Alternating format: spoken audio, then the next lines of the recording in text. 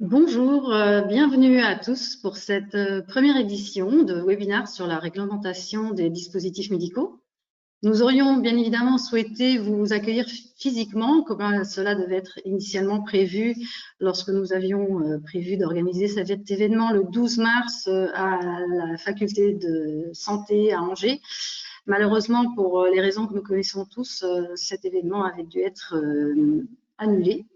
Mais comme nous le dit le dicton, à quelque chose malheur est bon, puisque ce webinaire permet d'accueillir des participants de toute la France et également, par la même occasion, nous a permis de reporter la mise en application de la nouvelle réglementation européenne sur les dispositifs médicaux, en tout cas de la reporter d'une année, ce qui a correspondu quelque part aussi à un délai supplémentaire qui arrangeait quand même nombre d'entre nous.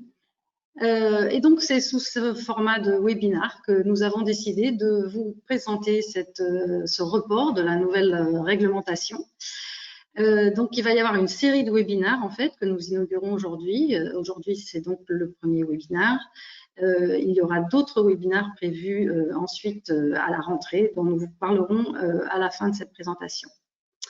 Juste pour que vous sachiez un petit peu les organisateurs de ce webinaire, ceux qui ont rendu ce webinaire possible, je souhaitais avant tout les remercier pour leur participation, pour leur travail, pour pouvoir finaliser les sujets que nous allons évoquer aujourd'hui.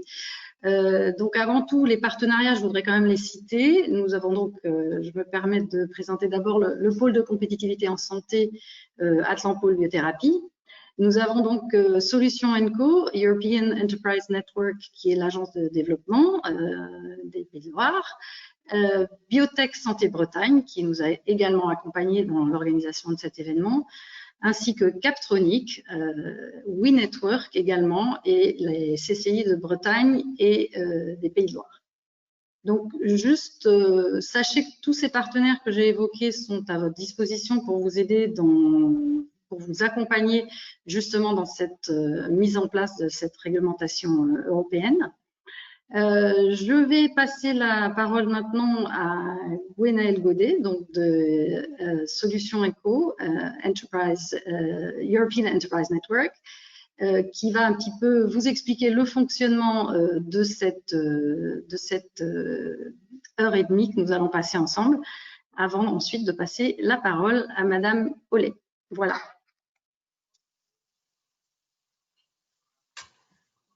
Bonjour à tous, bienvenue à ce premier webinaire d'une série sur la nouvelle réglementation des dispositifs médicaux et merci à Madame Ollet d'être parmi nous aujourd'hui. Et je remercie également tous nos partenaires avec qui nous avons pu, grâce à qui nous avons pu mettre en œuvre cette série de webinaires.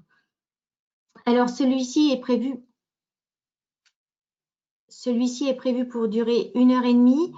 Vous avez la possibilité de poser des questions tout au long de la présentation.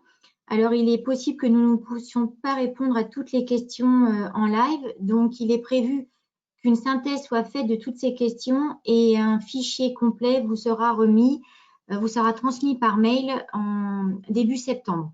On fera une synthèse de toutes ces questions reçues. Les présentations vous seront envoyées à l'issue de l'intervention de Madame Ollet. Donc, voilà, vous aurez de quoi revoir toutes les informations et éléments que vous souhaitez.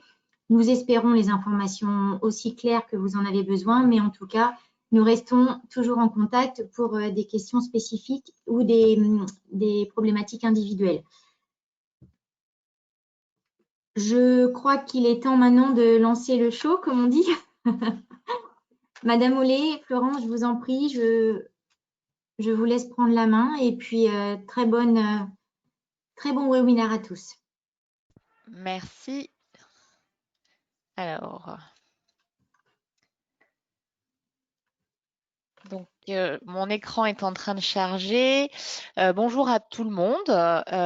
Je suis donc Florence Ollet, responsable des affaires réglementaires au SNITEM, et je vais aujourd'hui essayer de voir avec vous. Alors, hop, ça devrait s'afficher en plein écran normalement. C'est en train d'arriver normalement.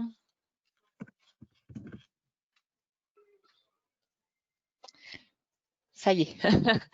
Je suis responsable des affaires réglementaires au SNITEM. Alors, je vais vous présenter très rapidement le SNITEM, mais ce n'est pas l'objet principal de notre réunion. Donc, on va plutôt se concentrer sur ce qui vous intéresse, à savoir le règlement DM et toutes les modifications qui sont en cours. Donc, en termes d'organisation, nous sommes assez nombreux, donc il serait préférable que tout le monde fasse bien attention à rester sur mute pour ne pas perturber la session et surtout ne jamais prendre de double appel parce que malheureusement, sinon, tous les autres participants sont également mis sur la musique d'attente et ce n'est pas forcément très agréable. Nous ferons des pauses régulièrement pour les questions, donc de façon préférentielle, attendez ces pauses pour les poser puisque c'est là aussi plus difficile d'interagir quand on est à distance. Et par contre, vous pouvez les poser au fur et à mesure par le chat. On les traitera bien sûr au moment dédié. Juste une petite information, Florence, je crois que ton écran n'apparaît pas entièrement. Ah. Est-ce que vous pourriez juste vérifier? Alors, moi, je suis en plein écran. C'est la partie gauche de l'écran, a priori, qui n'est pas très visible. La partie gauche, alors... Apparemment, c'est bon maintenant. Bon, alors, j'ai rien fait. Par contre, alors, attendez, parce que là, moi, je vois plus mes slides en revanche.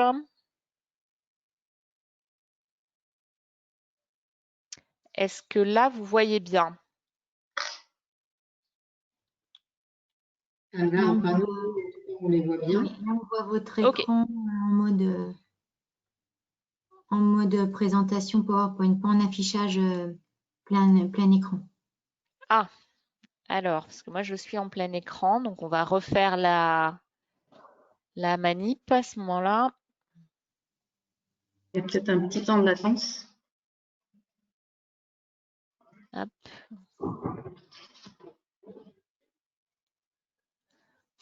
Donc, est-ce que là, vous voyez en plein écran? Oui. Parfait. Donc, le marché des dispositifs médicaux, et vous devez assez bien le savoir, hein, c'est essentiellement des petites entreprises, pardon, à 93% selon des études qu'on fait tous les 2 ans au SNITEM. Ces entreprises dans le secteur du DM sont des TPE, PME. Et elles réalisent un marché qui est environ de 30 milliards d'euros de chiffre d'affaires au niveau national et 9 milliards à l'export. Donc, c'est un marché qui est assez dynamique. Le SNITEM, c'est une organisation professionnelle. Donc, nous, notre rôle, c'est d'accompagner les entreprises et de les représenter vis-à-vis des pouvoirs publics. Donc, aujourd'hui, il y a plus de 450 entreprises qui sont adhérentes au SNITEM, majoritairement des PME, mais il y a bien sûr aussi des grands groupes internationaux qui sont représentés. On accompagne les adhérents sur divers champs, notamment notre rôle, c'est au travers de groupes de travail de rédiger des fiches pratiques, d'organiser du retour d'expérience, tout ça pour permettre d'augmenter le savoir des entreprises sur les réglementations, notamment qui sont en mouvance permanente. On organise également des workshops. On a beaucoup utilisé ce mode-là de travail sur le nouveau règlement parce que tout était à défricher. Donc, on a organisé des sessions de travail communes entre adhérents pour se faire une opinion de compréhension du texte et d'essayer parfois de pousser des interprétations pour des parties de l'argumentation qui n'étaient pas claires. On organise également beaucoup de séminaires et de webinars. Alors, surtout maintenant, on fait exclusivement des webinars. Et bien sûr, on en organise aussi en partenariat avec d'autres organisations comme aujourd'hui pour diffuser l'information au maximum d'entreprises possible. Et dernière grosse activité, on organise de la veille réglementaire, donc notamment sur le règlement DM. On met en consultation les projets de texte. Là, on attend pas mal de guidelines, d'actes d'exécution et on va y revenir un peu après. Et donc, tous ces documents, ils nous sont soumis pour consultation avant d'être publiés. Donc, on les partage à nos adhérents et on fait nos commentaires pour nous assurer que la réglementation est la mieux adaptée possible au secteur d'activité des entreprises. On a mis en place également un outil d'aide réglementaire en ligne. Alors, vous pouvez accéder à la première partie pour savoir est-ce que vous êtes concerné par le nouveau règlement DM, et ensuite la partie de diagnostic réglementaire qui vous pointe spécifiquement les exigences qui sont applicables. Elle est réservée aux adhérents, mais vous pouvez déjà faire la première partie. Alors, sur le SNITEM, je ne vais pas m'attarder plus parce qu'on a un temps qui est tout de même limité. Donc, si vous aviez des questions, vous pouvez les poser maintenant, sinon on peut rentrer dans le vif du sujet. Donc, on va démarrer avec… Il n'y a pas de questions, il semblerait. Ça ne m'étonne pas. On va démarrer avec les grandes étapes du marquage CE, les nouvelles exigences qu'il y a dans le règlement et les guides qui ont été publiés. Et ensuite, on fera en partie 3 en focus sur le report du calendrier du règlement. Donc, le principe du marquage CE, il n'a pas été modifié par le règlement. C'est un principe général qui s'applique, qui est basé sur 3 piliers. Ce qu'il faut comprendre, c'est que la position du CE, c'est finalement la fin d'un très long parcours. Et ce parcours, il va notamment pour le fabricant consister à construire une documentation technique qui va permettre de prouver la conformité de son dispositif aux exigences réglementaires de sécurité et de performance clinique. En général, et de toute façon avec le règlement ça devient obligatoire, le fabricant met en place un système de management de la qualité, ce qui va lui permettre de prouver que par la suite, chaque produit qu'il va fabriquer sera bien conforme à celui qui a été évalué pour lequel il a eu le marquage CE. Quand le fabricant est prêt, il soumet sa documentation et son système de management de la qualité à l'organisme notifié, qui est un tiers qui, lui, a été habilité par une autorité compétente, en France, c'est la NSM, pour faire ses vérifications et la certification des produits. Donc, l'organisme notifié, lui, il va évaluer la documentation technique du dispositif et le système de management de la qualité de l'entreprise. Si tout est conforme, il va établir un certificat de conformité CE. Avec ce certificat, le fabricant, il va pouvoir d'une part apposer le marquage CE et d'autre part établir une déclaration de conformité pour son dispositif. Suite à quoi, il peut mettre le produit sur le marché et commencer à exécuter son plan de surveillance après commercialisation pour s'assurer que tout se passe conformément à ce qui est attendu une fois le produit sur le marché. Si jamais il y avait des incidents graves ou des rappels de dispositifs pour diverses raisons, il doit le déclarer à l'autorité compétente pour qu'elle soit informée, qu'elle relaye cette information. Et à tout moment, le fabricant il doit tenir à jour sa documentation technique. S'il est inspecté ou audité par son organisme notifié, à n'importe quel moment, la documentation technique doit refléter la réalité de ce qu'est le dispositif.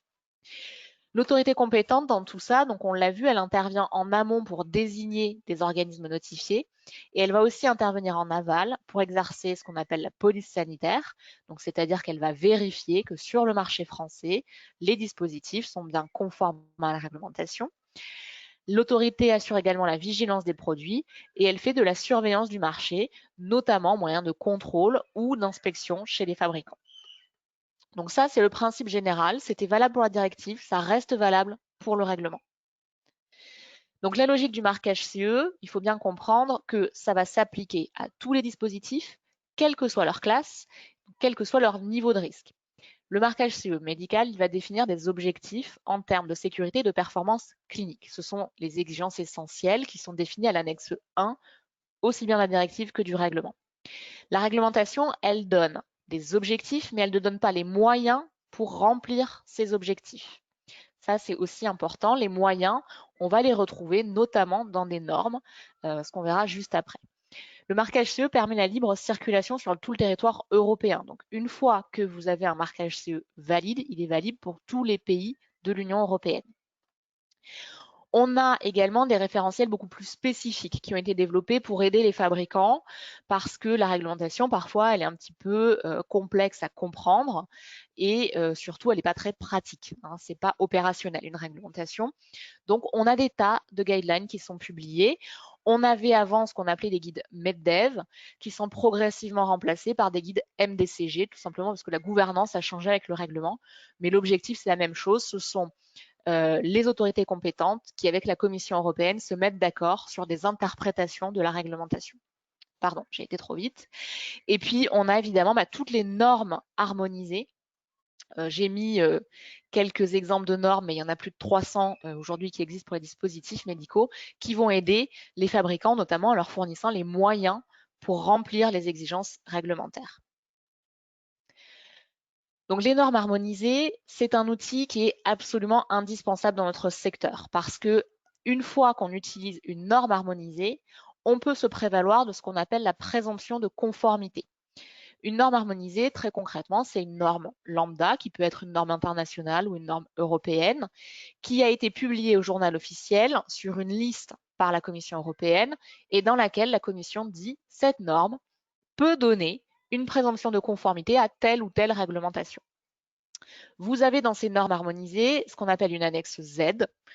Ça pourrait s'appeler n'importe comment, mais peu importe, c'est toujours l'annexe Z qui fait un tableau de correspondance entre les exigences réglementaires et les exigences de la norme. Et grâce à ça, vous pouvez dire, très bien, moi j'ai suivi cette norme et donc je remplis l'exigence essentielle 14.2, 14.7 et 15.4 par exemple.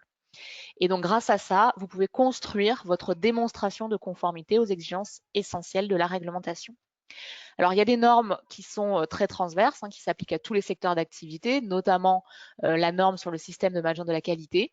Et puis, on va avoir des normes très spécifiques, on appelle ça des normes verticales, puisqu'elles vont être propres à un type de produit. On peut avoir des normes sur les endoscopes, des normes sur les genouillères, enfin des choses vraiment très, très spécifiques. Les normes ne sont jamais obligatoires, ça c'est important. Par contre, si on ne les suit pas, il va falloir expliquer pourquoi on ne les suit pas. Et notamment, si on porte une innovation importante, eh bien, on peut comprendre qu'on ne va pas suivre la norme, parce que la norme, c'est un état de l'art reconnu, et évidemment, ça ne prend pas en compte la toute dernière innovation. Mais il faudra le justifier. La pharmacopée peut également avoir présomption de conformité sur quelques monographies, par exemple les sutures chirurgicales. Il y a une monographie de la pharmacopée qui vous donne également une présomption de conformité si vous la suivez. Donc, ce sont des outils évidemment très, très importants à connaître.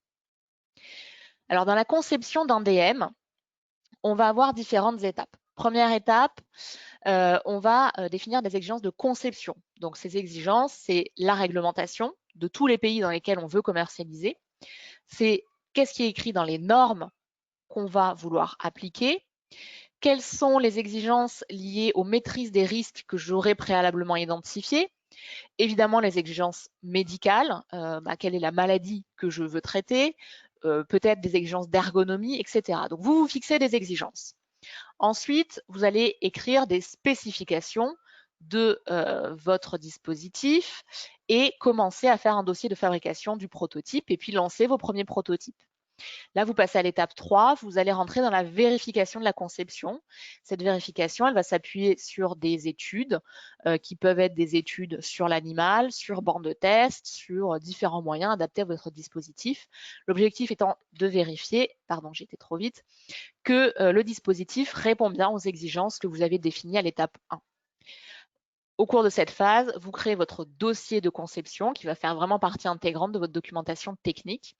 Et vous pouvez passer à l'étape 4, qui est celle de la validation de la conception, où là, vous passez aux études cliniques, où vous allez vérifier que effectivement, votre dispositif a bien les effets escomptés. Donc, ces essais cliniques, on ne va pas s'étendre là-dessus, puisqu'on aura une session aussi en octobre où on va un peu plus en parler, mais ils respectent bien sûr des règles très définies et très cadrées. En parallèle de votre validation de la conception, vous allez commencer à valider vos procédés de fabrication puisqu'il va falloir s'assurer que, évidemment, vous allez reproduire de façon fiable dans le temps le même dispositif. Et quand tout ça sera terminé, vous allez finaliser votre documentation technique avec tous les éléments récoltés à chaque étape et vous allez pouvoir vous lancer sur le marquage CE et la mise sur le marché. Donc, on a essayé de résumer dans un poster ce qui est la mise sur le marché d'un dispositif médical. C'est un peu complexe quand on le voit comme ça, mais on va revenir sur les étapes importantes. Ce qu'il faut bien comprendre, c'est qu'il y a une première étape qui se passe avant la première mise sur le marché, celle que je viens de décrire avec la conception, la validation, la vérification. Et puis, vous avez toute une étape après la commercialisation dans laquelle vous continuez à avoir des suivis de votre organisme notifié qui sont annuels et vous continuez à faire vivre votre documentation technique en reflétant toutes les modifications qui sont apportées au fur et à mesure du temps à votre dispositif. Donc, un point important dans tout ce système, c'est le système de management de la qualité. Donc, je vous ai parlé de l'étape 1 qui est la documentation technique, celle que vous construisez au fur et à mesure de vos exigences de conception, de votre dossier de conception, votre dossier de validation, etc., etc. Donc, toutes ces données, vous les mettez dans la documentation technique et vous vous assurez que tout ça est bien conforme à la réglementation. Le deuxième pilier de ce système, c'est le système de management de la qualité qui s'assure que le fabricant est en capacité de reproduire de façon permanente des produits conformes. Ce système de management de la qualité, il va être de plus en plus important parce que autant dans la directive, il n'était pas obligatoire d'avoir un système de management de la qualité. C'était très utilisé puisqu'il y a plusieurs voies de démonstration de la conformité. C'est cette slide ici. Et en fonction de la procédure d'évaluation de la conformité qu'on aura choisie, on aura besoin de passer par un SMQ ou pas. Donc, de toute façon, les fabricants l'utilisaient déjà, mais par exemple, pour les DM de classe 1, ça n'était pas obligatoire. Avec le règlement, il est obligatoire d'avoir un SMQ pour tous les fabricants, et ce, quelle que soit la procédure d'évaluation. Donc, cette procédure d'évaluation, elle va dépendre de plusieurs choses, et notamment de la classe de votre dispositif. Donc, pour les dispositifs médicaux de classe 1, les fabricants font ce qu'on appelle une auto-certification. Donc, il n'y a pas d'organisme notifié qui intervient, c'est le fabricant lui-même qui va vérifier la conformité à la réglementation. Ça reste valable aussi avec le règlement. Par contre, il y a un peu moins de produits en classe 1 puisqu'il y en a un certain nombre qui vont passer dans des classes supérieures. Dès que vous êtes sur des produits de classe 1 stériles avec une fonction de mesurage ou qui sont réutilisables, eh bien, il y a l'organisme notifié qui va intervenir dans l'évaluation du produit. Et au fur et à mesure qu'on monte de classe, on a fait monter des marches parce que plus vous montez de classe et plus l'intervention de l'organisme notifié va être profonde dans l'évaluation du dispositif médical. Alors, cet organisme notifié, qu'est-ce qu'il fait quand il évalue un dispositif? Alors là aussi, on a fait un poster que vous pourrez retrouver sur le site du SNIDEM si vous le voulez. Concrètement, quand vous allez voir un organisme notifié, il va d'une part vérifier qu'il peut effectivement évaluer votre dispositif puisque tous les organismes ne sont pas compétents pour tous les dispositifs. On comprend assez facilement que l'évaluation d'un scanner n'a rien à voir avec celle d'un implant cardiaque, par exemple. Donc, ce n'est pas les mêmes compétences. Donc, l'organisme vérifie qu'il a bien les compétences et qu'il a le droit de faire ces évaluations. Ensuite, il va vous proposer un plan d'évaluation. Alors, les modalités et notamment la durée précise de votre... Pardon, alors je dois rebrancher mon ordinateur qui s'est débranché visiblement. Excusez-moi un tout petit instant.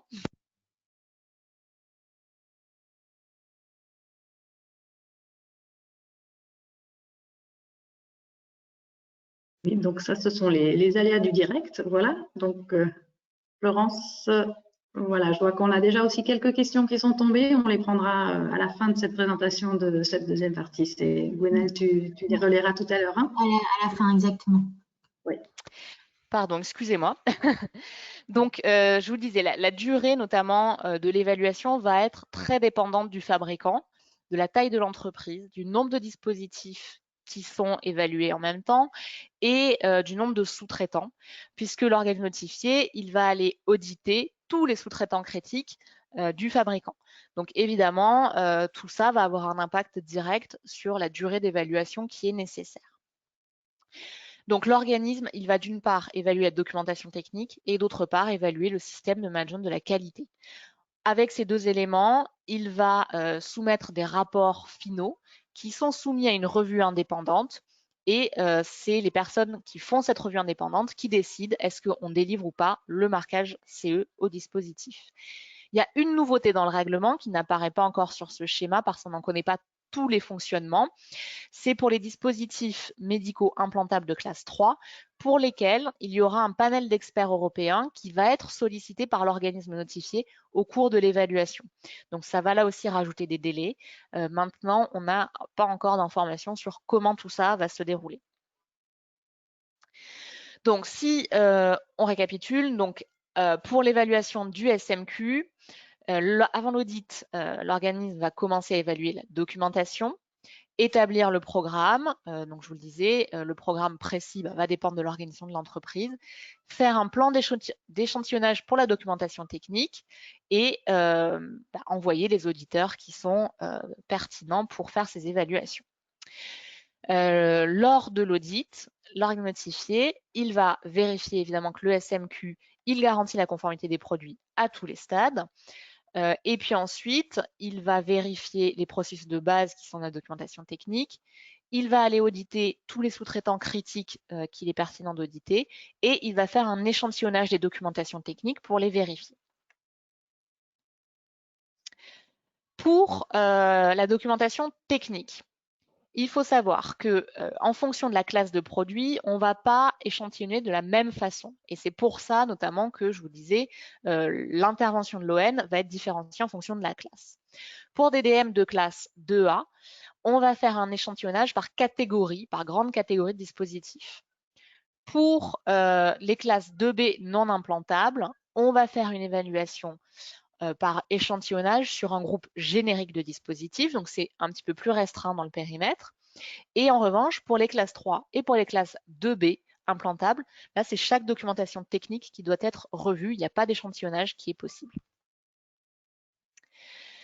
Quand vous faites des modifications à votre système, vous allez devoir en informer l'organisme notifié et votre organisme, il va vérifier que vous avez mis en place les bons mécanismes de contrôle de ces modifications, que le dispositif reste conforme évidemment à ce qui était prérequis et il vous envoie son accord pour mettre en place ces modifications. L'organisme notifié, ce qui est important de comprendre, c'est qu'il ne va pas juste venir une fois vous donner le marquage CE. C'est un process d'évaluation qui est continu. Donc, une fois que vous avez obtenu votre certification initiale, l'organisme notifié va faire une surveillance du dispositif et ce, au moins une fois par an. Donc, sachant que cette surveillance, elle s'organise en général sur un cycle de 3 ans. Et donc, en 3 ans, l'organisme notifié doit faire 4 audits minimum, 3 de surveillance classique et au moins un audit inopiné pour lequel vous n'êtes pas prévenu de la date de l'audit. Vous devez ensuite avoir des certificats de marquage CE qui sont renouvelés au moins tous les 5 ans. Et donc, tous les 5 ans, vous allez avoir, au maximum tous les 5 ans, vous allez avoir à nouveau une réévaluation approfondie pour renouveler le marquage CE. Donc, pardon. Ce qu'il faut bien retenir, c'est que vous allez avoir avec le règlement une obligation d'avoir un système de management de la qualité. Par contre, ce ne sera pas dans tous les cas que vous aurez une obligation de faire certifier ce système de management de la qualité par un organisme notifié. La certification n'est nécessaire que si vous vous appuyez sur votre SMQ pour la procédure du marquage CE. Ça, c'est important.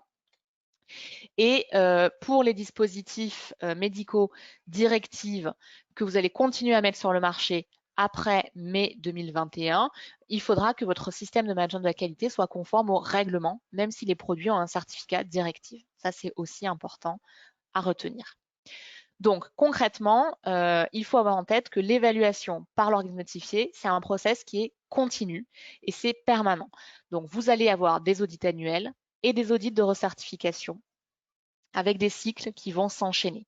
Et à l'intérieur de chaque cycle, un audit inopiné qui aura lieu par l'organisme notifié. Et évidemment, si entre deux recertifications, vous avez mis en place des modifications importantes, eh bien, évidemment, on pourra avoir des recertifications avant même la fin du cycle maximum de 5 ans.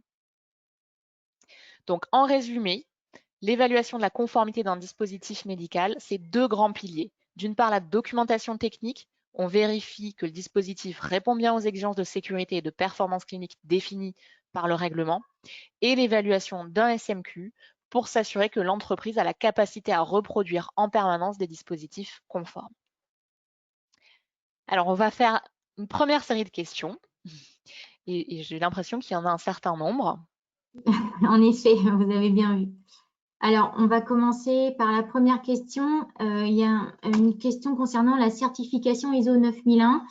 Est-ce qu'elle est obligatoire pour les fabricants de DM de classe 1 Et notamment, est-ce le cas pour les distributeurs de dispositifs médicaux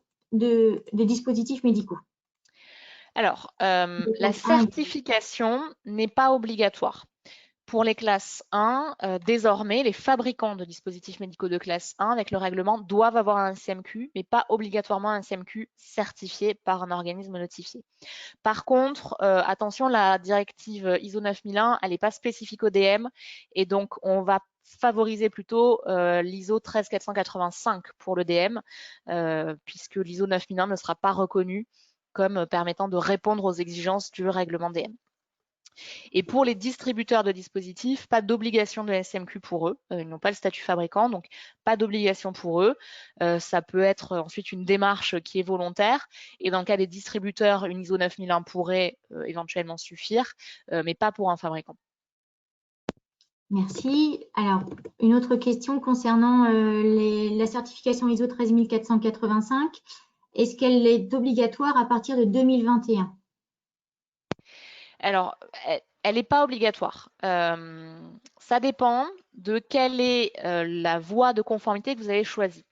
Si vous utilisez une procédure d'évaluation de la conformité qui se base sur un système d'assurance qualité complet, là, évidemment, vous devez avoir une certification ISO 13485.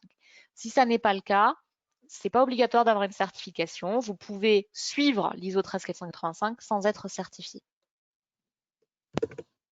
Merci.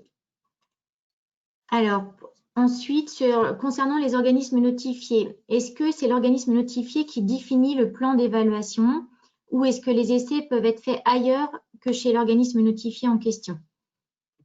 Alors, les essais peuvent être faits ailleurs. Ça, c'est à vous de définir si pour prouver la conformité de vos dispositifs, vous avez besoin de tests, eh bien, vous allez devoir les effectuer chez différents prestataires. Ensuite, dans l'évaluation de la conformité, l'organisme notifié peut décider de refaire des tests pour s'assurer que, effectivement, c'est bien conforme aux résultats que vous lui avez montrés. Et auquel cas, c'est l'organisme notifié qui va faire ces tests par lui-même. D'accord. Et il y a une précision qui a été demandée sur la notion d'échantillonnage dont vous avez parlé dans la présentation. Oui, dans la documentation en lien, je pense, avec la documentation technique. Oui. Alors, quelle précision, je ne sais pas. En fait, cette notion d'échantillonnage, ce que ça veut dire, c'est que si vous avez des dispositifs médicaux de classe 2A et uniquement des dispositifs de classe 2A et vous avez 4 documentations techniques de dispositifs de classe 2A, l'organe notifié, similaire, hein, l'organe notifié ne va pas forcément revoir chaque documentation technique dans le détail. Il va faire un échantillonnage au sein d'une catégorie de dispositifs. Et donc, il va revoir une documentation technique, il va la prendre en détail et éventuellement, lors du cycle de surveillance, il viendra voir les autres, où il pourra regarder à tout moment les autres s'il le souhaite.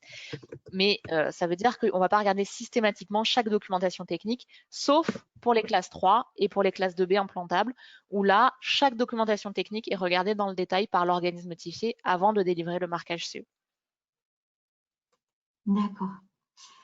Une question concernant un essai clinique. Est-ce qu'un essai clinique est nécessaire en cas d'évolution technique significative d'un dispositif, notamment en lien avec la gradation de la technicité? Alors là, ça va être à vous de définir. Effectivement, si c'est un changement majeur, bon, déjà, c'est un nouveau marquage CE.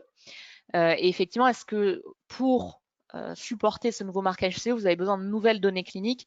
Là, il faut faire une évaluation au cas par cas pour voir dans quelle mesure les données cliniques de l'ancien dispositif peuvent être utilisées pour le nouveau dispositif. Et là, on a des guidelines du MDCG qui ont été publiés il y a quelques semaines, notamment sur ces notions d'équivalence entre dispositifs pour savoir dans quelle mesure on pouvait justifier d'une équivalence et donc utiliser les données d'un DM A pour le DM B. D'accord. Alors, on a encore le temps, encore un peu pour les questions? Oui? Oui, on peut en prendre encore quelques-unes. On peut en prendre encore quelques-unes, ça marche.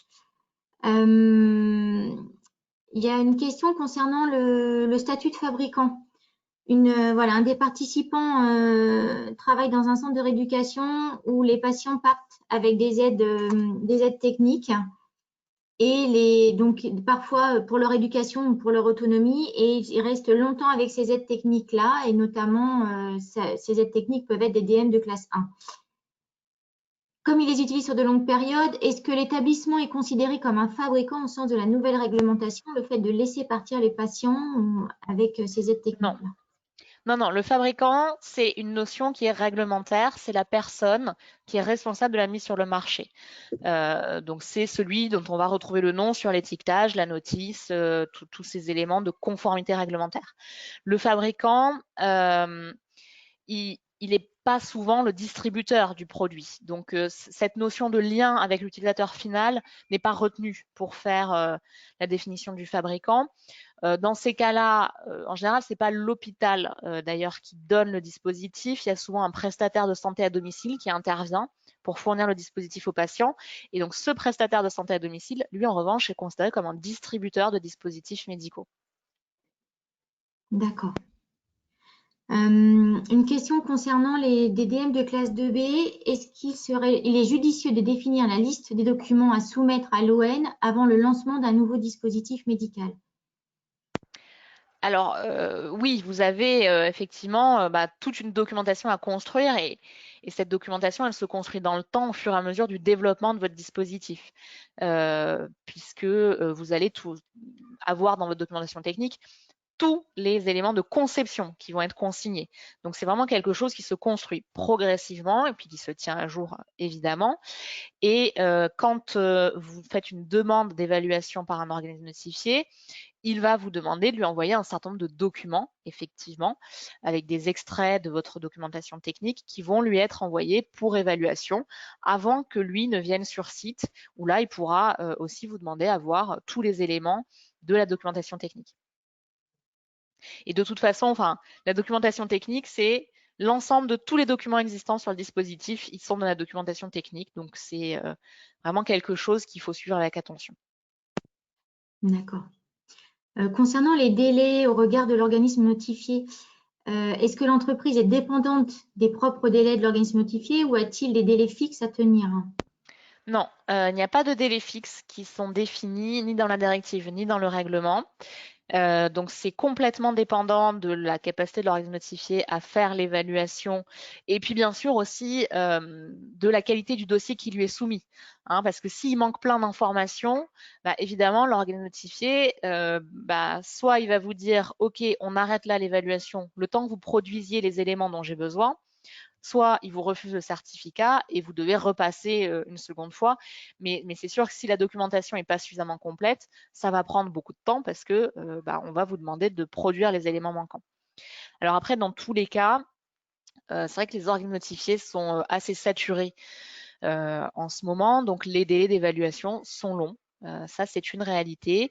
Il y a beaucoup d'organismes notifiés qui n'acceptent plus de clients parce que ils ont déjà trop de travail prévu. Donc, on espère que les choses vont progressivement s'améliorer quand ils auront un petit peu moins de leur temps consacré à la transformation de leur propre système pour le règlement.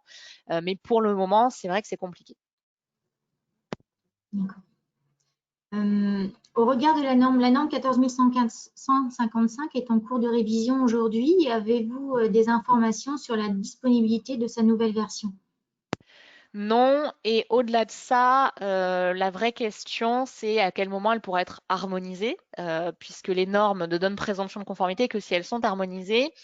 Or, le mandat de normalisation pour créer une liste de normes harmonisées pour le règlement vient d'être rejeté. Donc, ça veut dire qu'on n'aura pas de mandat de normalisation avant probablement une année. Et donc après ça, un travail d'harmonisation encore qui doit être effectué. Donc il n'y aura pas de normes harmonisées, a priori, au lancement du règlement en mai 2021. D'accord. Et donc, s'il n'y a pas de normes harmonisées, c'est-à-dire que les normes harmonisées sous la directive 93/42, est-ce qu'elles vont être aussi avec un statut de normes harmonisées sous le nouveau règlement ou pas? Non, il faut que le travail d'harmonisation soit fait. Ça entraîne parfois des modifications des normes. En tout cas, à pas une modification des annexes Z. Donc, il y a un gros travail à effectuer. Alors, il est en partie commencé, hein. Les commissions n'ont pas attendu le mandat pour le faire. Par contre, ce ne sera pas officiel. Donc, dans un premier temps, en fait, on ne pourra pas se référer aux normes harmonisées. Donc, on va les utiliser malgré tout, mais on va les utiliser en tant qu'état de l'art. Donc, chaque fabricant devra justifier de pourquoi la norme permet de répondre au règlement DM. Et ce ne sera D'accord. pas automatique comme c'est aujourd'hui. D'accord. Et tout ça est à justifier, argumenter dans la documentation technique également. Tout à fait. D'accord. Et vous avez une idée du délai, du temps que ça peut prendre ou pas, non? Ils Ça peut ouvrent être juste très, le très long. cabinet dans un an, quoi. Ça peut être très très long parce que ce travail d'harmonisation, il est complexe pour la Commission D'accord. européenne parce qu'il est quelque part engageant, vu qu'une fois qu'on harmonise, on dit ça répond à la réglementation.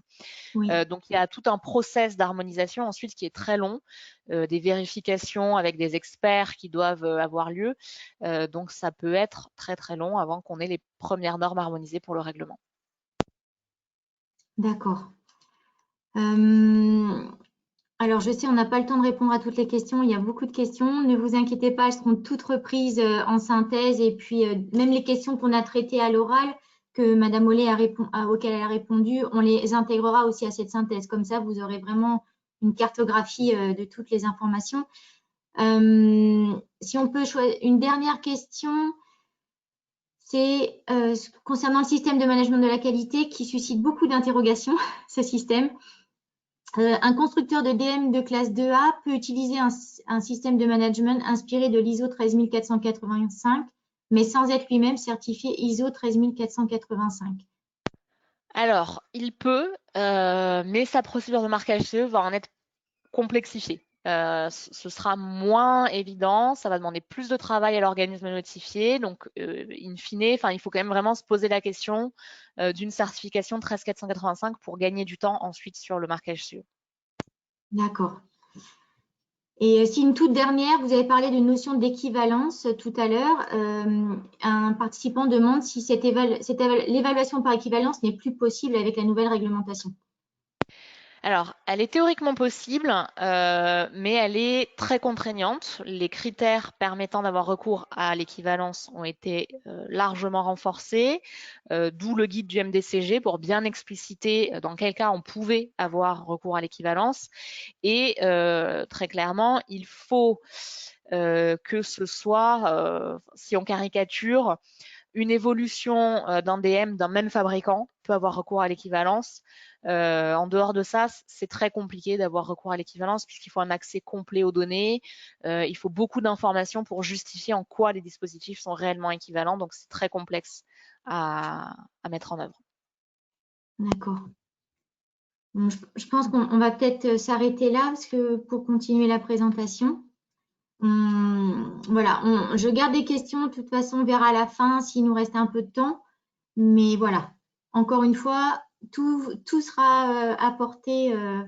On vous informera sur toutes vos questions en synthèse. Alors, pour le report du règlement, vous avez dû en entendre parler. Ça a été une des grandes nouvelles pendant le confinement. Le règlement aurait dû s'appliquer normalement le 26 mai 2020. Mais il y avait beaucoup de difficultés pour l'appliquer. Et c'est vrai que la pandémie a vraiment précipité les choses, puisque il y avait déjà toutes les autorités compétentes d'Europe qui étaient mobilisées pour gérer la pandémie et notamment toutes les pénuries qui ont eu lieu partout en Europe sur les dispositifs médicaux essentiels pour le traitement du Covid. Et puis, des audits qui ont été annulés en série, plus aucun voyage possible. Enfin, ça a été très, très compliqué pour tout le monde.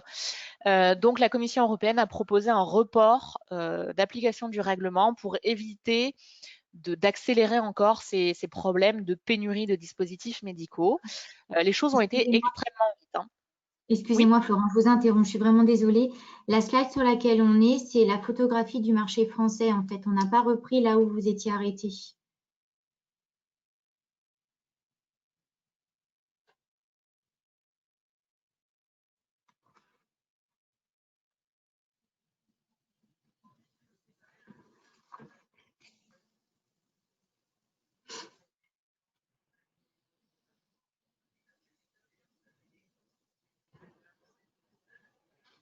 Ah, super.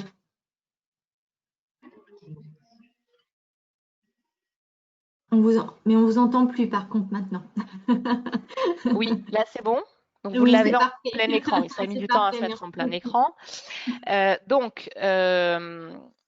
Je vous disais, alors c'est bizarre parce que je suis plus en plein écran moi. Donc là, est-ce que vous voyez toujours? Oui, Oui. normalement c'est bon. Donc ça a été voilà, très très compliqué. Donc la Commission a fait sa proposition le 3 avril et c'était voté au Parlement européen dès le 17 avril. On n'a jamais vu un process législatif aller aussi vite. Ça a été formellement adopté par le Conseil de l'Europe le 22 avril et c'était publié au journal officiel le 24 avril. Et ça entrait en vigueur le jour même pour reporter la date d'application du règlement. Donc concrètement, dans ce règlement modificatif du règlement, on avait un décalage d'application de la date d'application, mais pas de décalage de la période de grâce, je vais l'expliciter ensuite, pas de décalage du calendrier d'IUD et la possibilité de mettre en œuvre immédiatement un mécanisme de dérogation européenne parce qu'un des soucis principaux au moment où on a voté ça, c'était la gestion des pénuries. Donc le nouveau calendrier du règlement, c'est application au 26 mai 2021 et fin de la période de grâce, je vais revenir sur ce que c'est exactement que la période de grâce, le 25 mai 2024. Donc, ce règlement, il contient seulement 2 articles. Il est très court. Premier article qui modifie le texte du règlement à divers endroits et un second article qui dit que ces modifications entrent en vigueur dès le jour de leur publication. Alors, à noter que la modification ne concerne que les DM et pas les DM-DIV. Donc, si vous avez des dispositifs médicaux de diagnostic in vitro, la date d'application reste au 26 mai 2022, comme c'était initialement prévu. Donc, les modifications apportées, elles concernent les articles 1, 17, 34, 59, 113, 120, 122, 123. C'est très court et je reviens en détail là-dessus ensuite. Donc, sur les publications qui sont attendues, parce que le règlement DM, il prévoit la publication de divers textes.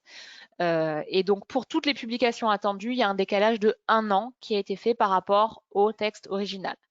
Donc, notamment pour la publication des spécifications communes, qui sont des exigences techniques nécessaires à la mise en œuvre du règlement pour des produits particuliers que sont les produits sans finalité médicale mais qui vont appliquer le règlement et les produits à usage unique qui vont être restérilisés pour être réutilisés chez certains patients dans certains pays européens. Donc ces exigences techniques devront être publiées le 26 mai 2021. Et on a laissé également une année supplémentaire aux États membres pour notifier à la Commission européenne les sanctions qui seront applicables dans chaque pays européen pour les manquements prévus au règlement. Et donc, c'est dû pour le 25 février 2021. Donc, pour ces publications, il y a un simple décalage de calendrier pour aligner sur la nouvelle date d'application. Sur EUDAMED, qui est la base de données européenne, qui est lancée par la Commission européenne. Oui. Florence, la slide sur laquelle on est, c'est toujours la 27. Je ne sais pas, apparemment, elles n'ont pas défilé. Vous pouvez vérifier.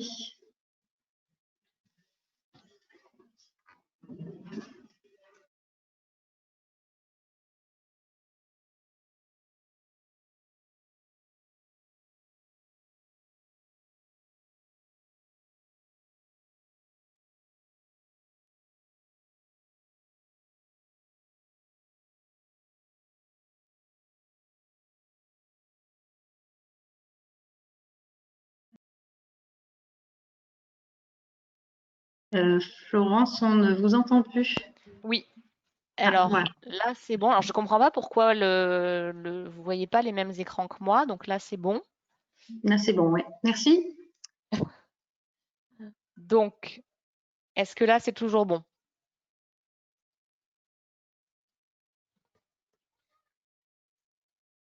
Oui, c'est bon, on voit votre présentation. Ok, très bien. Donc, sur EUDAMED, donc la base de données qui est prévue donc, pour renseigner l'ensemble des dispositifs médicaux sur le marché européen, il y a un décalage d'1 année pour que la Commission européenne réalise un audit fonctionnel de la base de données et publie un avis d'ouverture pour la lancer officiellement. Et donc, la Commission a désormais jusqu'au 25 mars 2021. On a également décalé tous les articles qui disaient que si Eudamed n'est pas pleinement fonctionnel, on continuerait d'appliquer les dispositions précédentes. Alors pour Eudamed, ça nous pose pas mal de difficultés puisque fin décembre 2019, la Commission européenne avait annoncé le report du lancement d'Eudamed en 2022 et son incapacité à déployer l'outil informatique avant cette date. Donc évidemment, il est peu probable que le 25 mars 2021, la Commission soit capable de réaliser un audit fonctionnel de la base pour la lancer officiellement, ce qui est assez étrange, donc de maintenir ce décalage. Donc très probablement, ce qui va se passer sur Eudamed, c'est qu'il va y avoir des modules qui vont commencer à être lancés dès la fin de cette année 2020, notamment les modules sur les acteurs et sur les dispositifs qui sont quasiment prêts déjà, hein, ils étaient prêts pour mai 2020. Et donc ceux-là vont être lancés en fin d'année et ils seront utilisés de façon volontaire par les entreprises. Et il faudra attendre que la base soit complètement fonctionnelle, probablement en 2022 seulement, pour utiliser complètement toute la base de données. Alors sur l'IUD, donc l'identifiant unique du dispositif, il n'y a pas de décalage de calendrier du tout. Donc tous les IUD des dispositifs conformes au règlement doivent être attribués dès le 26 mai 2021. Et ils doivent être apposés sur les étiquetages dès le 26 mai 2021 pour les DM implantables et les DM de classe 3, le 26 mai 2025 pour 2023 pour les DM de classe 2B, 2025 pour les classes 1. Et pour les dispositifs médicaux sur lesquels on devra marquer directement sur le dispositif l'IUD, le calendrier, c'est le même calendrier que pour la classe du dispositif, mais 2 ans plus tard pour le marquer directement sur le produit. Au niveau des organismes notifiés, donc là, il y a un décalage simple de 1 an qui fait que, évidemment, les organismes notifiés restent notifiés conformément aux directives jusqu'au 26 mai 2021, sinon on aurait eu un très gros problème, et qu'ils peuvent commencer à être notifiés avant le 26 mai 2021 pour le règlement, et ils peuvent émettre des certificats conformes au règlement par dérogation avant le 26 mai 2021. Et ils devront appliquer l'ensemble des obligations du chapitre organismes notifiés du règlement au 26 mai 2021. Donc là, c'est un simple alignement du calendrier pour les ON. Alors sur la période de grâce, c'est cette période à compter de la date d'application du règlement qui fait qu'on pourra continuer par dérogation à mettre sur le marché certains dispositifs médicaux conformes aux directives s'ils remplissent certaines conditions. Et j'ai des slides après qui vous expliquent clairement les conditions à remplir pour utiliser la période de grâce. Donc là, on n'a pas modifié les délais de la période de grâce, c'est-à-dire que tous les certificats directives seront invalidés au 26 mai 2024, quelle que soit la date qui est inscrite sur le certificat. Ils seront tous invalidés au 26 mai 2024. Et on aura le droit de mettre à disposition ou de mettre en service des DM directives préalablement mis sur le marché jusqu'au 26 mai 2025. Et après le 26 mai 2025, on devra faire des rappels de tous les produits qui sont dans les circuits, puisqu'on ne pourra plus rien mettre à disposition conforme à la directive. Donc sinon, on peut évidemment avoir des déclarations de conformité par dérogation qui sont établies par les ON avant le 26 mai 2021. Donc ça a été aligné évidemment avec la date du 26 mai 2021. Et pour les certificats directives, on ne pourra plus y apporter de changements significatifs en matière de conception à partir du 26 mai 2021.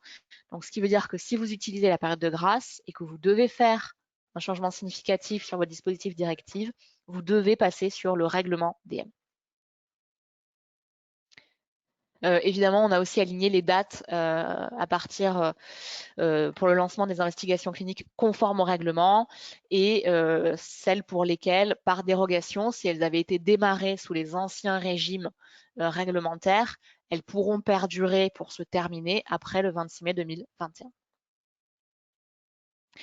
Alors, une mesure importante qui concerne les dérogations, puisque les États membres sont autorisés à émettre des dérogations pour des produits non marqués CE, dont l'utilisation présente un intérêt de santé publique ou de sécurité pour la santé des patients. Et donc, les États membres pourront informer les autres États membres des dérogations qu'ils ont autorisées avant l'entrée en vigueur du règlement. Et la Commission pourra décider d'étendre pour une durée limitée dans le temps toutes ces dérogations à l'ensemble du territoire UE, y compris les dérogations qui avaient été émises avant l'entrée en vigueur du règlement. Donc concrètement, de façon beaucoup plus simple, ce que ça veut dire, c'est que à partir de maintenant, si un État membre a fait une dérogation pour des produits non marqués CE pour qu'ils puissent être mis sur le marché européen, la Commission européenne a le droit d'étendre ces dérogations à tout le territoire européen et le fabricant n'a pas à demander à chaque État membre de faire la démarche. Donc ce sera beaucoup plus rapide et beaucoup plus efficace en cas de besoin urgent, comme on a pu connaître avec le Covid, mais comme on aurait pu connaître aussi avec le hard Brexit ou avec l'entrée en vigueur du règlement au 26 mai 2020. En termes de date d'entrée en application, alors il y a une date d'entrée en application, mais en fait il y a plein de dates différentes dans le texte. Donc pour les dispositifs classiques et l'abrogation des directives, donc on a tout aligné sur le 26 mai 2021. Pour mettre en place toutes les obligations du règlement relatives à la surveillance après commercialisation, la surveillance du marché, la vigilance et l'enregistrement des opérateurs et des dispositifs, y compris ODM directive, tout ça entre en application le 26 mai 2021. Et donc, c'est la date aussi à laquelle vous devez avoir des SMQ conformes au règlement. Pour les dispositifs médicaux sans finalité médicale, là, la date d'application, elle se fera donc entre le 26 mai 2021 et le 26 novembre 2021. Et donc, en fonction de la date de publication des spécifications communes, on retiendra l'une ou l'autre des dates. La plus tardive sera celle qui sera retenue. Pour le reprocessing, donc qui concerne le retraitement des DM à usage unique qui sont restérilisés et réutilisés chez un deuxième patient, donc là, ce sera possible à partir du 26 mai 2021. Et pareil pour les dispositifs médicaux fabriqués à l'aide de tissus ou de cellules d'origine humaine non viables, ils pourront être mis sur le marché ou mis en service à partir du 26 mai 2021. Et la seule et unique application anticipée concerne finalement les dérogations qui sont applicables dès mai 2020. Alors sur notre fameuse période de grâce, donc la période de grâce, ça vous permet de mettre sur le marché un DM conforme aux directives à partir du 26 mai 2021. Donc si vos DM directives, ils sont en classe 1 au titre du règlement, classe 1 classique, vous n'avez pas le droit de bénéficier de la période de grâce. Vous devez obligatoirement passer en classe 1 règlement. En revanche, pour tous les autres DM, donc si vous êtes en classe 1S, 1M, 1 instrument de chirurgie réutilisable, en classe 2A, classe 2B ou en classe 3 au titre du règlement, vous pouvez, sous certaines conditions qu'on va voir dans la slide juste après, mettre sur le marché vos DM avec un certificat directive jusqu'au plus tard au 25 mai 2024. Vous pouvez également choisir de les mettre sur le marché conformément au règlement si bien sûr votre organisme notifié est déjà notifié au titre du règlement. Donc les conditions d'application. Donc si votre dispositif médical il était en classe 1 selon la directive, vous devez avoir une déclaration de conformité CE qui est valide avant le 26 mai 2021. Votre dispositif médical il doit changer de classe au passage avec le règlement et nécessiter l'intervention d'un organisme notifié. Si vous étiez au titre de la directive en classe 1S, 1M, 2A, 2B, 3 ou un implantable actif, vous devez avoir un certificat de conformité CE à la directive qui est en cours de validité. Et vous pourrez l'utiliser, ce certificat, jusqu'à la date d'échéance ou jusqu'au 26 mai 2024, là la date la plus proche étant retenue. Dans ce cas-là, vous devez aussi avoir un contrat avec votre organisme notifié pour la surveillance du dispositif médical, peu importe que votre OM soit déjà certifié pour le règlement, ça c'est pas un sujet, il faut simplement que vous ayez un contrat de surveillance. Dans tous les cas, il faut que votre dispositif, il continue à être conforme à la directive. Il ne faut apporter aucun changement significatif ni dans la conception ni dans la finalité du dispositif. Et il y a un guide qui vous explique qu'est-ce qui est considéré comme significatif. Et il faut appliquer pour CDM directive les exigences du règlement pour l'enregistrement des opérateurs économiques et des dispositifs, pour la surveillance après commercialisation, la surveillance du marché et la vigilance. Donc, vous appliquez les procédures règlement, mais les produits restent directives. Après le 26 mai 2024, tous les produits mis sur le marché doivent être conformes au règlement. Là, il n'y aura plus aucune exception. Et donc, les produits qui étaient conformes à la directive, qui sont encore dans les circuits de distribution, pourront être écoulés au plus tard jusqu'au 26 mai 2025. Après ça, il faudra les retirer des circuits, donc il faudra faire des rappels de produits éventuellement, s'il en reste. En revanche, tous les produits qui ont été mis en service chez l'utilisateur, donc qui ont été vendus, qui sont utilisés par l'utilisateur, peuvent continuer à être utilisés évidemment après le 26 mai 2025. On ne va pas demander aux gens de rapporter leurs dispositifs et d'en racheter des nouveaux. Donc ce report du règlement, ça vous donne une année de plus. Par contre, attention, ce ne sera pas une année utile, dans le sens où on est toujours en période de crise. On ne sait pas jusqu'à quand la crise actuelle va durer. Donc les audits peuvent, dans certains cas, continuer à distance. En revanche, pour des audits de certification initiale, aujourd'hui, ça n'est pas possible de les faire complètement à distance. Il y a une partie qui doit être faite sur site, notamment si vous êtes un nouveau client d'un organe notifié, il ne pourra pas vous faire un audit complètement à distance. Donc ça va être malgré tout compliqué, et la date du 26 mai 2021 reste un challenge pour les entreprises. Donc il ne faut pas se dire c'est bon, on a gagné un an, on verra ça plus tard. Il faut continuer absolument tous les efforts de mise en conformité, parce que là encore, on ne sait pas comment les choses vont évoluer, à quel moment on pourra reprendre des situations d'audit normales. Et donc là, les organes notifiés ont accumulé beaucoup de retard dans leur programme. Donc les délais vont aussi s'en faire ressentir. Et donc il faut absolument travailler au maximum pour être prêt pour la date du 26 mai 2021. Alors, est-ce qu'on a quelques questions ?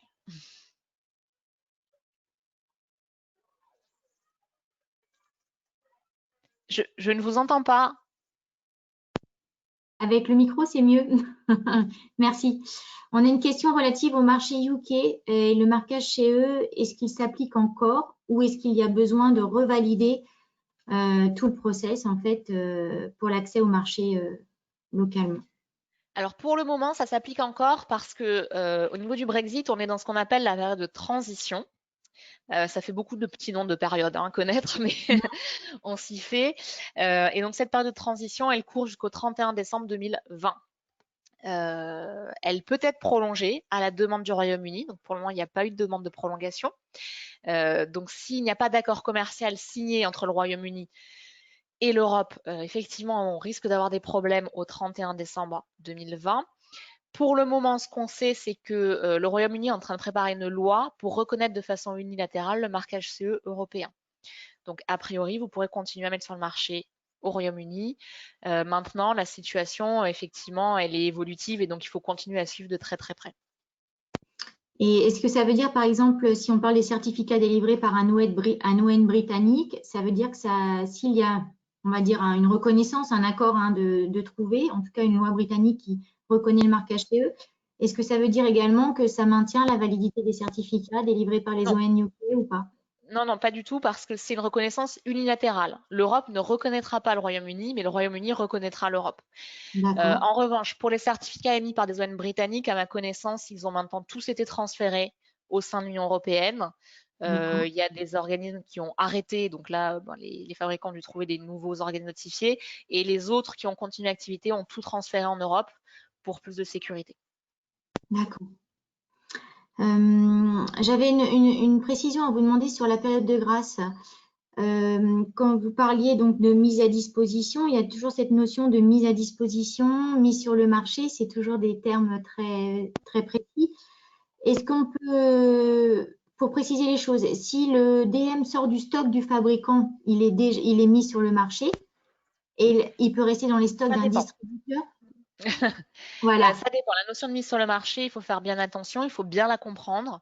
Il y a des guides là aussi qui existent pour comprendre la mise sur le marché d'un DM. En général, c'est pas le transfert physique, c'est le transfert de propriété qui est en général le moment de mise sur le marché. Donc effectivement, si le dispositif a été acheté par un premier distributeur, il est mis sur le marché.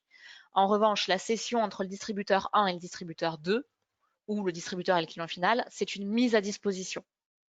D'accord. Et donc, le DM peut rester dans les stocks du fabricant pendant plusieurs années, enfin jusqu'au 26 mai 2024, par exemple, tout en étant conforme, ça pose pas de souci. Mais s'il dépasse le 26 mai 2024, le fabricant ne pourra plus le remettre en circulation. C'est ça? Alors, c'est pas la notion dans quel stock il est. Ça, parce que ça risque de créer des confusions. Il faut vraiment, se dire qu'on peut mettre sur le marché avec un certificat valide, mais ce certificat, même s'il est valide jusqu'en 2025, il sera invalidé en 2024. Donc déjà, même la date de 2024, tout le monde ne va pas l'atteindre. Si vous avez un certificat qui arrive à échéance en 2022, ben, vous ne pourrez plus mettre sur le marché après 2022. Et c'est vraiment, le dispositif, il doit être conforme, avec un certificat conforme au moment de sa mise sur le marché. D'accord. Et quand vous parliez sur les DM de classe 1, par exemple, les conditions d'application de la période de grâce, vous disiez changement de classe au passage MDR avec nécessité d'un ON. Un DM de classe 1 sous la directive est-il obligatoirement de classe différente sous le nouveau règlement? Pas obligatoirement. Néanmoins, il y a un certain nombre de dispositifs qui étaient en classe 1 avec la directive et qui changent de classe avec le règlement.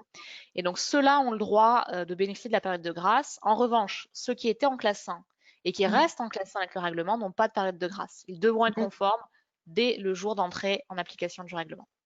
Ok, ça marche. Et donc, en effet, s'il y a changement de classe, c'est les ON, puisque vous l'avez expliqué, au-delà, à part les classes 1, tout DM nécessite l'intervention d'un ON. C'est ça. Ça marche, merci. J'ai une question relative à la Suisse. Alors, tac, je me permets. Oui, c'est compliqué la Suisse en ce moment. Et pour les fabricants de DM suisses, comment peuvent-ils faire pour mettre les DM sur le marché sous le nouveau règlement, vu que l'accord de reconnaissance mutuelle n'a toujours pas été ratifié? Idem pour la Turquie et l'Australie. Alors, c'est compliqué. Tout ça est compliqué et je vous avoue que pour tous ces pays-là que vous venez de citer, on est très content d'avoir une année de plus pour négocier parce que les choses sont vraiment tendues. Alors pour la Turquie, ça sera a priori plus simple puisqu'il y a de part et d'autre vraiment une volonté d'avancer de façon constructive. C'est des vérifications qui sont en cours puisque la Turquie aujourd'hui elle a un accord douanier avec l'Union européenne qui fait que en fait les produits circulent, en tout cas les dispositifs médicaux peuvent circuler librement entre la Turquie et l'Europe. Cet accord il doit être re-signé pour le nouveau règlement et il y a une difficulté qui se pose qui est que si on veut donner accès à la Turquie à la base de Neodamed, il faut qu'on s'assure qu'ils aient les mêmes exigences que l'Europe en termes d'accès aux données. Et c'est là-dessus que le bas blesse, puisque la Turquie n'applique pas le RGPD, contrairement à l'Europe. Donc la Turquie a pris des engagements pour modifier sa réglementation sur la protection des données, de façon à débloquer la situation. Et donc la Commission est en train de faire des vérifications de tout ça. Et donc on va signer un accord douanier, on espère, assez rapidement. En tout cas, pas d'inquiétude. Pour la Suisse, c'est plus difficile. Parce que là, effectivement, il faut signer un nouvel accord de reconnaissance mutuelle qui fait que, là encore, il y a une libre circulation entre l'Europe et la Suisse des dispositifs médicaux, pas besoin de mandataire, les fabricants suisses peuvent être sur le marché en Europe, pas de difficulté. Cet accord de reconnaissance mutuelle, il a été bloqué pour des raisons politiques, et c'est pour ça que c'est beaucoup plus compliqué, puisque avant de signer de nouveaux accords de reconnaissance mutuelle, la Commission européenne souhaite avoir un traité qui est une sorte d'accord cadre entre la Suisse et l'UE pour régir toutes les relations entre les deux entités. La Suisse n'était pas très favorable à la signature de ce traité politique qui n'a rien à voir avec les DM du tout. Et donc tout ça traîne évidemment et donc personne n'arrive à faire aboutir l'accord de reconnaissance mutuelle DM. Il devait y avoir un référendum en Suisse. De mémoire, c'était le 17 mai. Évidemment, le référendum a été annulé. Il est reporté pour le moment à septembre. J'ai plus la date en tête. On ne sait pas s'il pourra vraiment avoir lieu en septembre ou pas. Et en tout cas, ce référendum devait permettre aux citoyens suisses de dire est-ce qu'ils étaient d'accord ou pas pour signer un traité avec l'Europe. Et donc, on est un peu suspendu à ça pour faire avancer la question de l'accord de reconnaissance mutuelle. Donc, on voit bien que la situation est compliquée. Et donc, les recommandations qui sont émises par l'association suisse des fabricants d'EDM et de mettre en place des mandataires en Europe pour être sûr de pouvoir continuer à vendre des dispositifs médicaux, quelle que soit la situation politique, parce que les choses sont trop incertaines aujourd'hui pour s'assurer qu'il y aura un accord qui sera signé dans les temps. D'accord. Merci. Je vais arrêter là les questions. C'est vrai que vous êtes nombreux à poser des questions, mais voilà, pour qu'on ait le temps de tout le déroulement de la présentation, voilà, on verra s'il nous reste un peu de temps à la fin, mais encore une fois, pas de no worry. La synthèse de ces questions vous sera transmise. Merci, Alors, pour Florence. la dernière partie, un point sur les organismes notifiés, alors assez rapide et malheureusement pas aussi bon qu'on aimerait.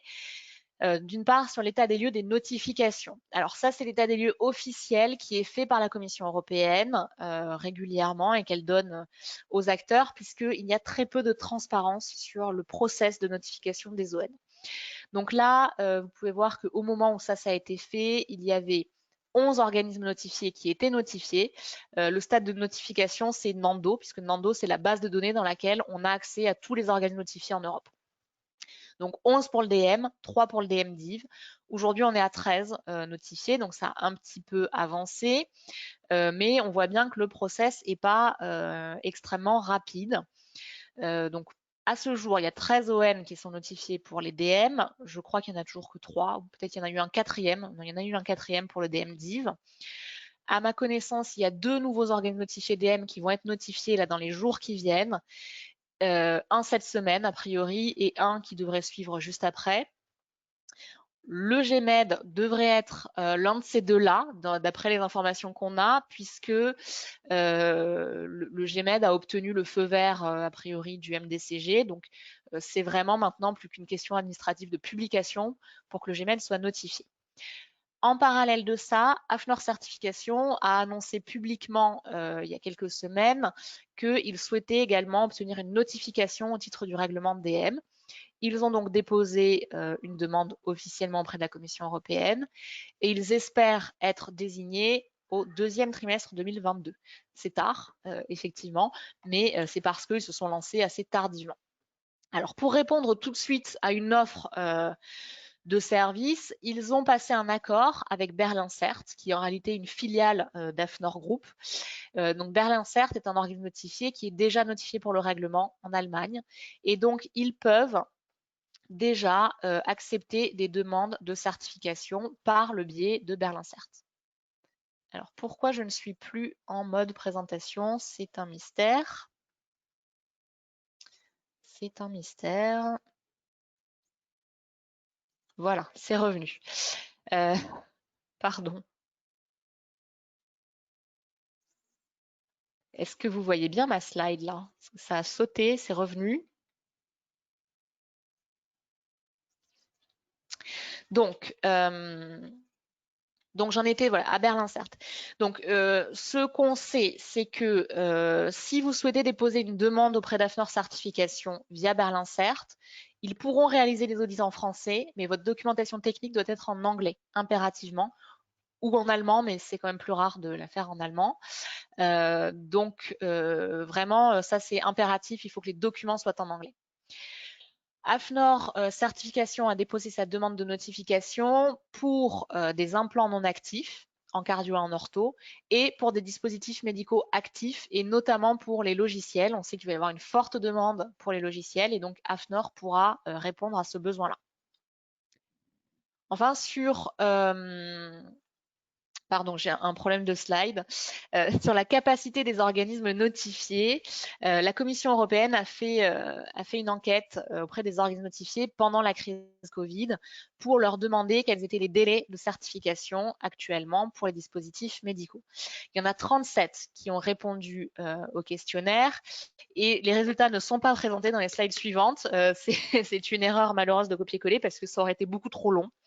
En revanche, voilà, les conclusions qu'on peut noter de cette enquête, c'est que bon, bien qu'elle ait été faite pour les dispositifs médicaux Covid, elle est complètement transposable à tous les DM parce que dans leur réponse, les organismes notifiés n'ont a priori pas différencié leur délai de certification pour un DM en respiration que pour l'ensemble des DM.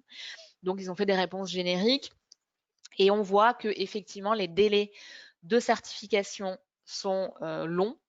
Et plus la classe de risque augmente, plus les délais de certification sont longs, et donc il faut l'anticiper. On voit dans cette enquête également que un certain nombre d'organismes notifiés ont répondu qu'ils ne prenaient aucun nouveau client pour le règlement. Et certains organismes notifiés ont dit qu'ils n'acceptaient plus de demandes de modification des certificats directifs. Donc, ce qu'il faut retenir de tout ça, c'est qu'il faut absolument communiquer en amont avec vos ON pour bien comprendre quels sont, eux, leurs calendriers, parce qu'il y a le calendrier officiel du règlement, puis il y a le calendrier de travail de votre organisme notifié. Et l'organisme notifié, s'il décide qu'il n'accepte plus de modification d'un certificat de directive, vous n'aurez pas d'autre choix que de passer en règlement. Donc, il faut bien communiquer avec votre organisme notifié le plus tôt possible parce que ça pourra être bloquant sinon pour votre situation. Donc, on peut reprendre des questions et puis c'est la dernière partie, donc on peut prendre beaucoup de questions cette fois-ci. Je ne vous entends pas, Gwenelle. Voilà, le réflexe, allumer le micro. Merci beaucoup, c'est vraiment, voilà, c'est vraiment très clair et complet. On a des retours des participants qui ont dû nous quitter, mais en tout cas, ils vous remercient de votre présentation très claire. Donc, j'avais une question là sur les délais de certification. Quelle ordre d'idée des délais en fonction des classes? Alors, c'est compliqué de donner un délai générique parce que ça dépend de plein de choses, notamment est-ce que vous êtes un nouveau client, un client ancien, est-ce que c'est une modification d'un certificat existant, un nouveau certificat, donc ça va être assez variable. Mais on voit que sur des classes 2A, 2B, on est au minimum et vraiment l'enquête portait sur le best case scénario. Hein, donc vraiment tout se passe au mieux, c'est parfait. C'était au minimum 3 à 6 mois pour du 2A, 2B et pour du classe 3, c'était quand même plutôt plus de 6 mois. Pardonnez-nous, on ne vous a pas entendu. Pour les classes 3, plutôt plus de 6 mois. Classe 2A et 2B, 3 à 6 mois. Mais ça, c'est vraiment les best case scénarios. D'accord. Donc, évidemment, si vous êtes un nouveau client, c'est plus long. S'il y a des points particuliers de suivi du dispositif, c'est plus long. Et puis après, bon, il y a la vraie vie qui fait que le retour d'expérience qu'on a des adhérents de Synthem, c'est que c'est beaucoup plus long. D'accord. OK. Je vais reprendre quelques questions qu'on a eues en question. Et le système Fast Track, est-ce que ça vous, Alors, ça vous oui, parle? certains organismes notifiés proposaient un système fast track où vous étiez évalué en priorité. Il n'y en a plus beaucoup qui le proposent parce qu'ils n'arrivaient pas à le tenir. Donc là, il faut vraiment voir avec votre ON. Encore une fois, c'est très dépendant. À ma connaissance, maintenant, c'est très rare comme procédure. D'accord. Merci. Donc, je voulais, voilà, une question a été, une question de tout à l'heure là sur le centre de rééducation qui laissait des aides techniques en fait, qui laissait les patients partir avec des aides techniques. Le participant a précisé que c'est le centre de rééducation qui concevait en fait les aides techniques qui étaient sur mesure. Est-ce que dans ce cas-là, ça modifie votre réponse alors? Oui, tout à fait. Là, donc, on rentre dans l'article 5 du règlement, qui est la fabrication par les établissements pour les besoins de l'établissement. Et donc là, ça va être très fortement limité, puisque notamment cet article 5, il dit que les établissements de santé n'ont le droit de fabriquer des DM que s'il n'y a aucun dispositif sur le marché qui peut satisfaire aux besoins des patients. Donc notamment sur des aides techniques, ce sera compliqué de justifier qu'il n'y a rien qui peut satisfaire à la demande du patient dans l'offre existante. Donc il faudra vraiment regarder de façon attentive cet article 5 du règlement pour voir s'il est possible ou pas de continuer ces activités. Et un centre de rééducation, par exemple, peut être considéré comme un établissement de santé? C'est un établissement au sens du règlement, oui. D'accord. Et donc, dans ces cas-là, pour rejoindre la première question, ils seront considérés, s'ils sont dans le respect de l'article 5, ils seront considérés comme fabricants si eux-mêmes conçoivent les aides techniques en question. En fait. Tout à fait. D'accord. Et ils devront appliquer. Alors, les exigences sont un peu allégées sur certaines parties. Néanmoins, ils devront avoir un système qualité, ils devront avoir une documentation technique. Enfin, voilà, ils auront les exigences d'un fabricant à respecter. D'accord. Donc là, je reviens sur votre dernière partie de présentation. Une question concernant le site de la Commission européenne qui a migré dernièrement pour aller sur la section santé avec l'apparition de panels. Une question concernant est-ce que vous avez une idée du lancement de ces panels? Alors le panel, alors c'est pas lié à la migration. Le panel, c'est prévu par le règlement, la mise en place de panels d'experts et notamment ces panels d'experts, ils vont intervenir dans ce que je vous disais, l'évaluation de l'organisme notifié qui devra faire appel à un groupe d'experts pour les DM de classe 3 implantables. Et donc, ces experts, ils sont en train d'être nommés. Il y a eu deux appels à candidature qui ont eu lieu au cours des derniers mois. Ils ont reçu plusieurs CV qui ont été vérifiés, validés. Et là, ils sont en train d'envoyer les nominations à ceux qui ont été retenus. Donc, les panels devraient être bientôt constitués et connus publiquement. Mais on n'a pas le calendrier précis, malheureusement. D'accord. J'ai une question concernant les accords avec les États-Unis où l'accès au marché est complètement indépendant et différent. Est-ce que vous savez s'il y a des accords prévus avec les États-Unis? Non, il n'y a pas d'accord prévu avec les États-Unis. Enfin, il y a des discussions, mais qui sont très très préliminaires sur des accords de libre-échange pas spécifiques au DM du tout, et qui, enfin, on prévoit pas que ça aboutisse avant 10-15 ans. Hein, donc, et on n'est même pas sûr que les DM seront dans le champ. On est consulté pour voir si ça aurait un intérêt, mais voilà, là, on en est au stade de est-ce qu'il y a un intérêt à faire des accords avec les États-Unis? Donc les États-Unis, c'est effectivement des procédures différentes. La classe même des DM peut être différente entre les États-Unis et l'Europe, donc vraiment rien à voir. En revanche, vous pouvez intégrer le système MDSAP pour les États-Unis, qui est un système d'audit international. Alors l'Europe ne le reconnaît pas encore, mais l'Union européenne est observateur dans ce système et pourrait un jour décider de l'utiliser aussi. Et donc, si vous rentrez dans le système MDSAP, ça vous donne accès à une reconnaissance pour le Canada, les États-Unis, je crois qu'il y a le Brésil, le Japon, je ne sais plus qui, peut-être l'Australie. Je ne sais plus exactement la liste des pays. En tout cas, il y a plusieurs grandes zones géographiques qui utilisent ce système-là. Donc, ça peut être une option pour les États-Unis, mais voilà, c'est à discuter. D'accord. Donc ça veut dire que un dispositif médical conforme à ce système-là peut librement circuler dans les pays que vous avez cités? Non, c'est pas librement. Il y a un système de reconnaissance des audits qui ont été effectués pour alléger les procédures de mise sur le D'accord. marché, mais c'est pas une libre circulation au sens de ce qu'on entend nous en Europe avec le marquage CE. D'accord. J'avais une question tout à l'heure concernant on va dire les audits de certification, en tout cas est-ce que un laboratoire accrédité peut être sollicité et non un organisme notifié pour le marquage CE? Non, il n'y a qu'un organisme notifié qui peut être habilité à délivrer une certification au titre du règlement DM et il faut qu'il soit notifié pour le règlement de DM évidemment. Donc D'accord. même aujourd'hui, les organismes notifiés pour la directive n'ont absolument pas le droit de démarrer des certifications règlement. D'accord. Et est-ce que des tests effectués par un fabricant auprès d'un laboratoire accrédité, par exemple, est-ce que ces tests ont toute leur valeur? Prenons le cas d'une autocertification, par exemple. Est-ce que les tests sont externalisés par un labo accrédité? C'est suffisant ou il faut passer quand même, si on externalise nos essais ou nos tests d'évaluation de conformité, il faut que ce soit quand même un ON? Alors, si vous êtes en classe 1, il n'y a pas d'ON, donc la question est D'accord. réglée. Alors après, dans la construction de votre documentation technique, et quelle que soit la classe du DM, vous pouvez avoir besoin effectivement de faire des tests, notamment des tests sur banc pour de la performance, pour de la sécurité, pour des tas de choses. Et ça, bien sûr, vous pouvez les faire dans des laboratoires que vous choisissez et vous allez intégrer ces rapports de tests dans votre documentation technique. S'il y a besoin d'un organe notifié, l'organisme viendra vérifier ces rapports de test et est-ce que vraiment, du coup, les résultats permettent de répondre à la réglementation. S'il n'y a pas D'accord. d'ON, c'est à vous de statuer et de définir est-ce que ça vous permet de répondre ou pas. D'accord.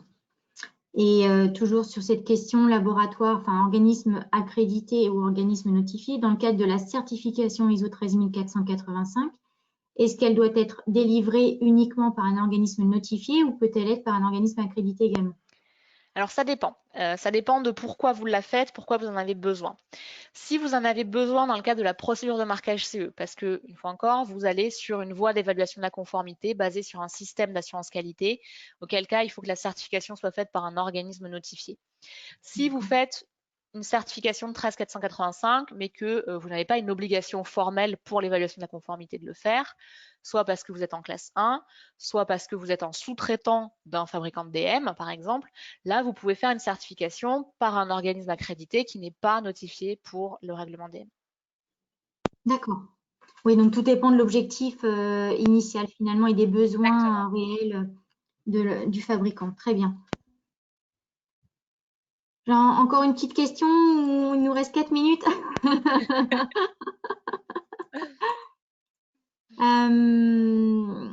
Alors, il me semble qu'on l'a couverte, cette question, je suis plus sûre. Pour les DM de classe 1, est-ce que la certification ISO 13485 est obligatoire? Non. Ce qui est obligatoire, c'est d'avoir un système de management de la qualité, mais vous n'êtes pas obligé d'avoir un système certifié. Donc, vous pouvez suivre la directive, mais ne pas avoir de certification par un organisme accrédité ou notifié. D'accord.